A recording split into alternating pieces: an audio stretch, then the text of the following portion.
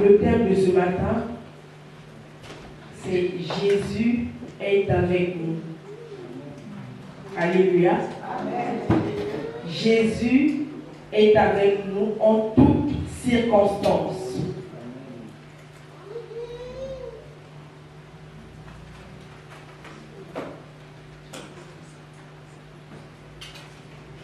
Matthieu 14, 3 à 12. Si le frère Salomon peut faire la lecture. Matthieu 14, 3 à 12.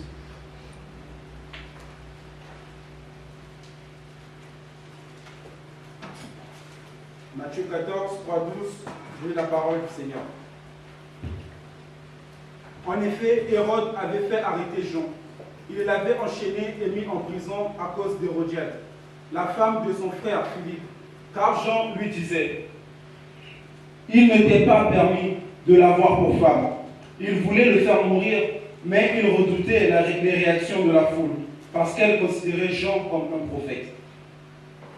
Or, lorsqu'on célébra l'anniversaire d'Hérode, la fille d'Hérodias dansa au milieu des invités et plut à Hérode, de sorte qu'il promit avec serment de lui donner ce qu'elle demandait. À l'instigation de sa mère, elle dit: donne-moi ici, sur un plat, la tête de Jean-Baptiste.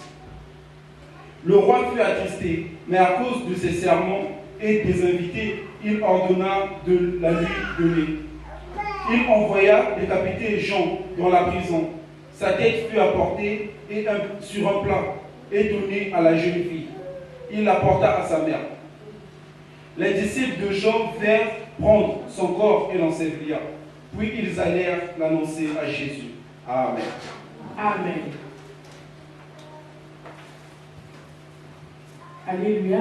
Amen. On n'a plus de Bible à remettre aux bien-aimés qui n'ont pas de Bible. Alléluia. Amen. C'est toujours important de lire en même temps que les autres bien-aimés dans le Seigneur. Alléluia. Amen. Après la mort d'Hérode le Grand, les Romains avaient divisé son royaume entre ses fils, à savoir Archélaüs, Hérode Antipas et Philippe. Archélaüs, lors de son règne, il s'était montré tellement cruel qu'il avait été dépouillé de son autorité souveraine. Il avait été remplacé par un intendant romain. Hérode Antipas, quant à lui, il était issu d'une mère samaritaine. Donc il a dirigé la région de la Samarie, de la Galilée et de Pérée. Il n'avait jamais eu le titre de roi, mais il avait été reconnu officiellement comme Hérode le tétrarque. Tétrarque, c'est un titre qui était donné à un petit chef local. Quant à Philippe, il a dirigé les régions du nord-est du lac de Galilée. Hérode Antipas était un homme divorcé. Auparavant, il était marié à une princesse nabétéenne. Hérodiade était l'épouse de Philippe. Ce qui va se passer, c'est qu'Hérodiade va quitter son mari Philippe pour aller vivre ensemble avec Hérode. Cela avait déplu à Jean le Baptiste. Jean le Baptiste va se lever contre cette relation incestueuse parce que d'après la loi lévitique, la loi de Moïse, cela était une souillure. Alors, Jean le Baptiste va dire à Hérode publiquement, donc devant tout le monde, il ne t'est pas permis d'avoir pour femme l'épouse de ton frère. Nous pouvons le lire en Lévitique 20, verset 21. Il ne t'est pas permis d'avoir pour femme l'épouse ton frère, cela est une souillure, une abomination aux yeux de Dieu. Lévitique 20, verset 21. Si un homme épouse la femme de son frère, c'est une souillure. Il a dévoilé la nudité de son frère, ils resteront sans enfant. Ça, c'est la loi lévitique. Jean disait à Hérode, il insistait qu'il n'était pas permis de l'avoir pour épouse, de l'avoir pour femme. Marc 6, 19 à 20.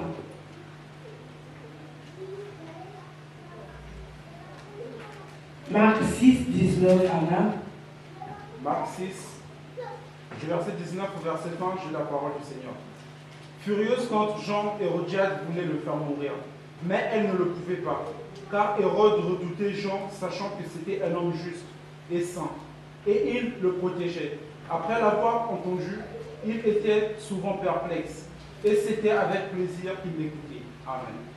Furieuse contre Jean, Hérodiade voulait le faire mourir, mais il ne le pouvait pas, car Hérode redoutait Jean, sachant que c'était un homme juste et saint, et il le protégeait. Après l'avoir entendu, il était souvent perplexe, et c'était avec plaisir qu'il l'écoutait. Alléluia. Amen. Hérode avait l'habitude d'écouter Jean. Il était intéressé par ses enseignements. Mais l'enseignement de la loi qu'il avait fait en public devant tout le monde avait déplu à Hérode et à Hérodiade.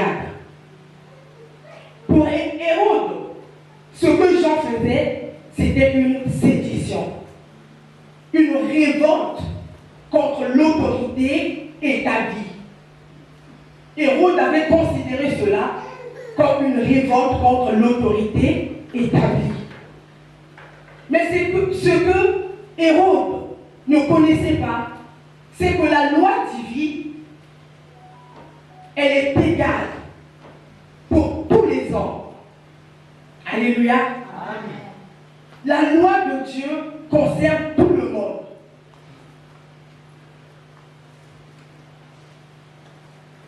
Ce que Jean faisait était normal. Il ne pouvait pas laisser passer cela. Il fallait qu'il prêche la parole de Dieu. Il fallait qu'il le dise, afin que ceux qui étaient aussi dans la situation dans laquelle se trouvait Hérode le sachent, qu'ils aient connaissance de cette loi. La loi divine traite de la même manière tous les hommes. Les puissants, les hommes, les fidèles, les serviteurs de Dieu. Alléluia. Amen. Hérode respectait l'intégrité de Jean. Il savait que c'était un homme intègre, mais il a fini par le mettre en prison afin de le faire taire.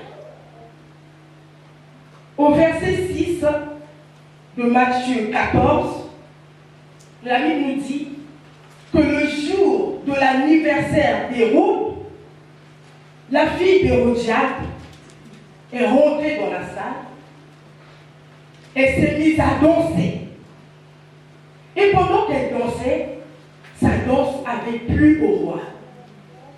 Sa danse avait conquis le cœur du roi, qui va lui dire que tout ce que tu me demanderas, je te le donnerai.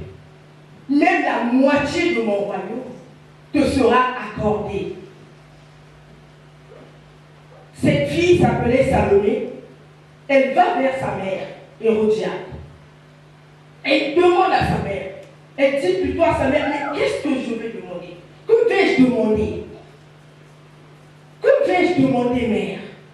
Et sa mère, Hérodiade, qui avait de la haine, de la rancœur contre Jean-Baptiste, sans réfléchir, elle dit la tête de Jean-Baptiste.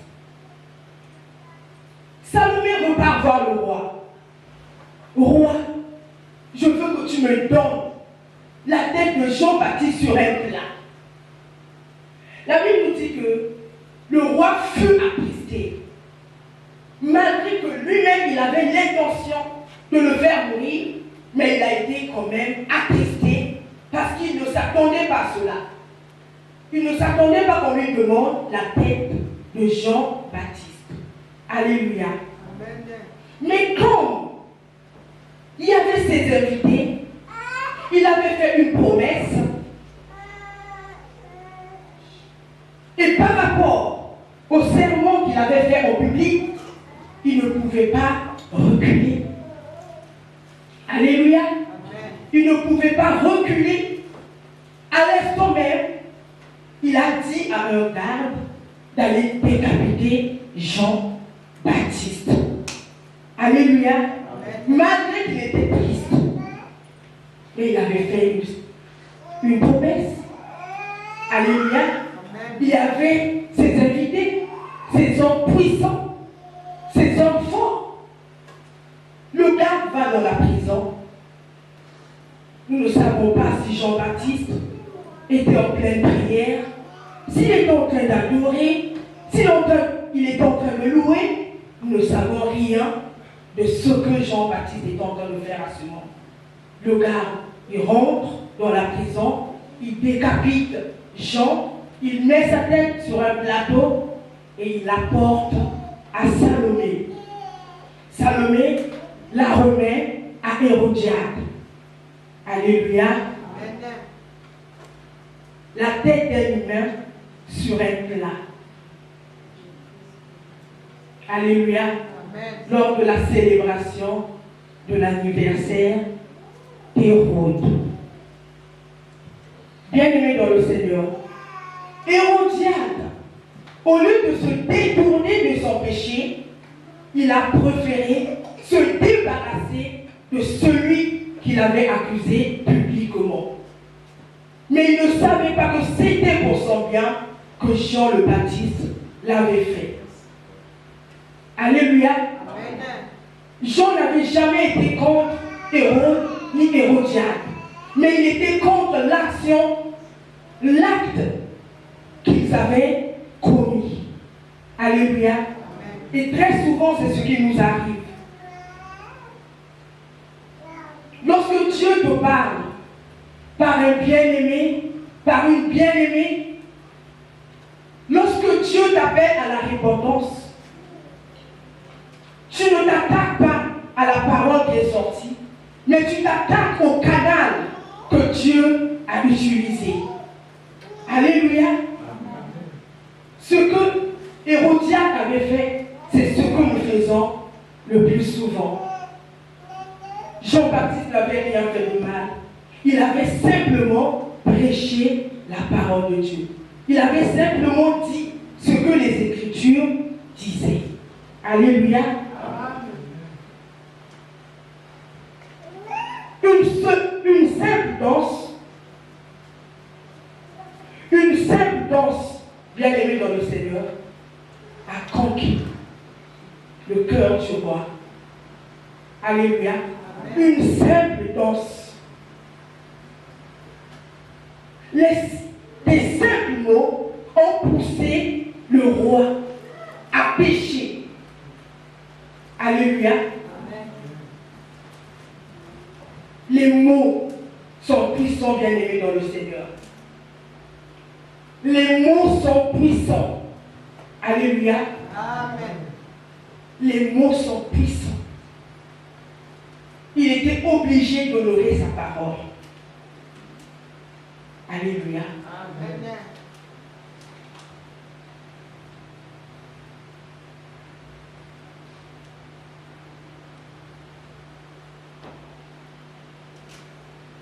La question que nous allons nous poser, où était le Seigneur lorsque tout cela se faisait? Lorsqu'on décapitait son serviteur, qui était fidèle, qui était loyal. Que faisait Dieu en ce moment? Alléluia. Amen. Il était où? Ne pouvait-il pas intervenir? Ne pouvait-il aussi pas faire quelque chose? Alléluia. N'est-ce pas lui qui avait délivré Paul et Silas dans la prison? N'est-ce pas lui qui faisait des miracles? Alléluia. Où était Dieu? Acte 6, 8 à 15. Nous n'allons pas lire. Il s'agit d'Étienne.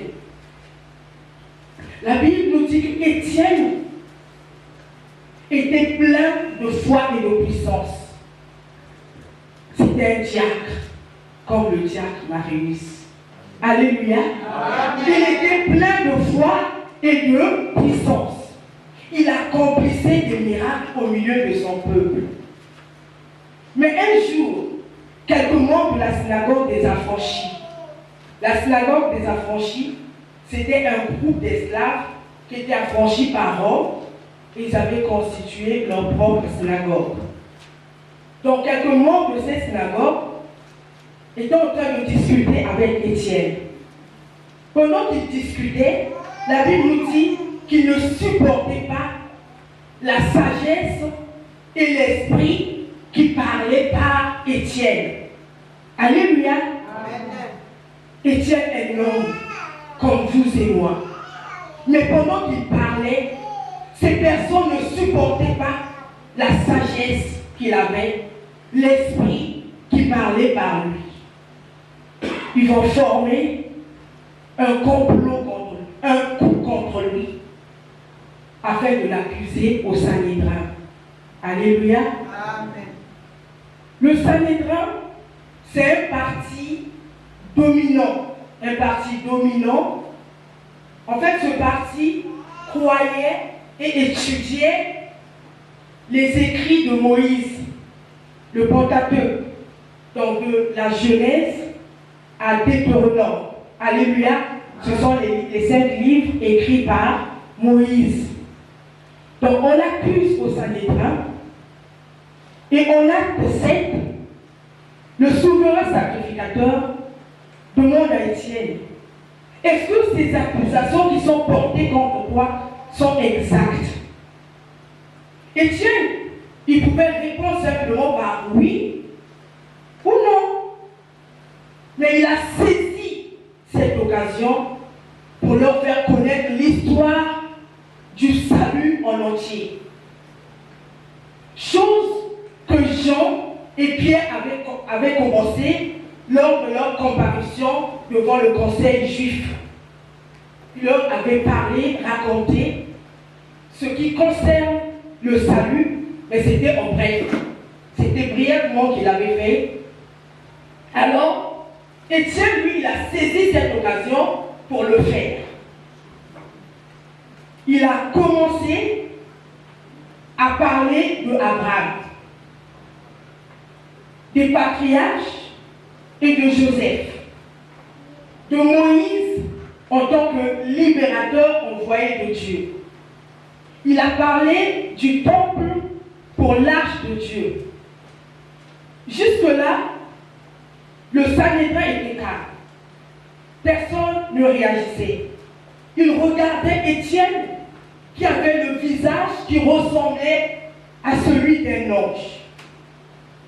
Mais là, quand il a poursuivi son discours, il va parler de tout ce qui concernait le Sanhédrin, des accusations qui étaient portées contre le Sanhédrin. Il leur a fait des reproches sur la mort.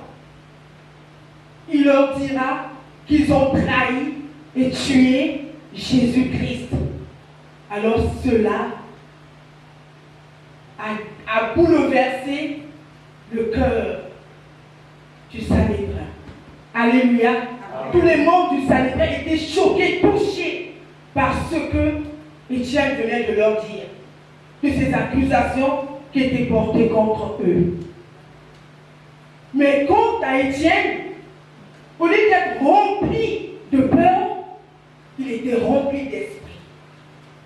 Il avait la paix de Dieu. La Bible nous dit qu'en levant les yeux vers le ciel, il a vu Jésus à la droite de Dieu. Alléluia. Étienne, pendant qu'il parlait, il voyait Jésus debout à la gloire de Dieu. Amen. Par la suite, Étienne va être lapidé. Alléluia. Amen. Et cette lapidation va causer sa mort. Alléluia. Amen. Où était l'Éternel, le Seigneur, quand Étienne était lapidé? Alléluia. Amen. Le Seigneur était au contrôle de la situation. Alléluia. Il était parfaitement au contrôle de la situation, totalement au contrôle de la situation. Alléluia. Amen. Nous allons lire en Matthieu 28, verset 20.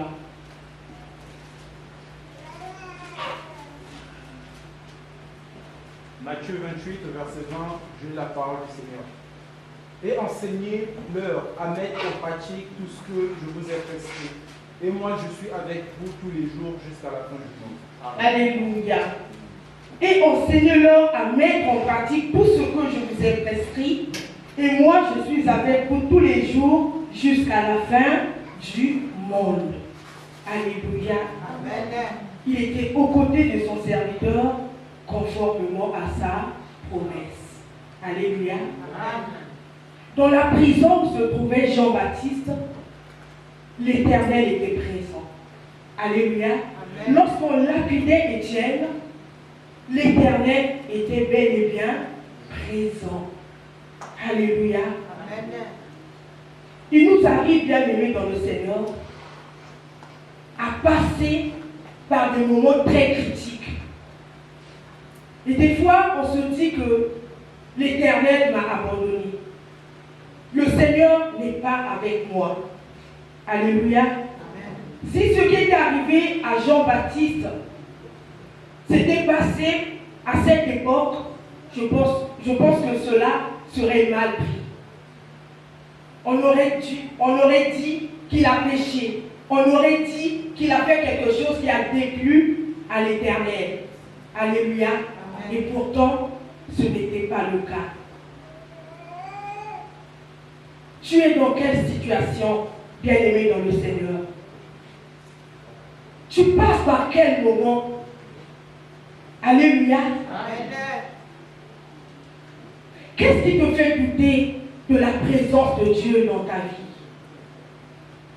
Étienne était plein de foi. N'est-ce pas que la foi est une ferme assurance des choses qu'on espère? Une démonstration de celles qu'on ne voit pas. Alléluia.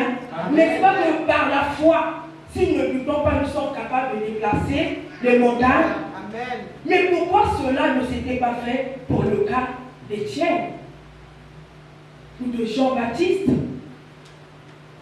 Alléluia. Amen. Dieu est avec nous en toutes circonstances. Amen. Alléluia. Amen. Il est avec nous en toutes circonstances. Amen.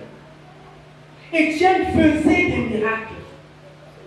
Il pouvait aussi les faire pendant qu'il se faisait lapider. Alléluia. Amen. Il était plein d'esprit et l'esprit est capable de tout. Il pouvait tous les frapper d'aveuglement. Alléluia. Amen. Dieu pouvait tous les tuer, mais il ne l'a pas fait. Il a permis que Étienne soit tué, que Jean-Baptiste soit tué. C'est pas facile à digérer. Hein?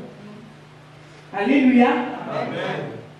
De grands serviteurs de Dieu qui ont marqué l'histoire de ce monde. Alléluia. Amen. Tu es dans quelle situation? Toi, dès que tu as un petit bobo, tu t'éloignes de Dieu. Tu abandonnes Dieu. Tu te dis qu'il n'est pas avec toi. Mais le Seigneur te dit qu'il est avec toi. Amen. En toutes circonstances. Amen. Ne lâche pas. Peu importe ce que tu vis, crois que le Seigneur est avec toi. Amen. La Bible ne nous dit pas qu'il avait abandonné Jean-Baptiste. La Bible ne nous dit pas qu'il avait abandonné Étienne. Il était là. Alléluia. Il était présent et il était au contrôle de tout. Il est au contrôle de toutes choses dans ta vie. Alléluia. Il est au contrôle de ta maladie. Il est au contrôle des situations qui bouleversent tes pensées. Dieu est au contrôle. Il sait ce qu'il fait. Alléluia. Ne baisse pas les bras. Ne l'abandonne pas. Ne te retire pas de sa présence. Reste dans sa présence. Il sait ce qu'il est en train de faire. Alléluia. Même s'il arrive que tu meurs dans ta maladie, rends grâce. Car il fait toutes choses belles en son temps. Il est au contrôle. Il sait ce qu'il a fait avec Jean-Baptiste. Il sait ce qu'il a fait avec Étienne.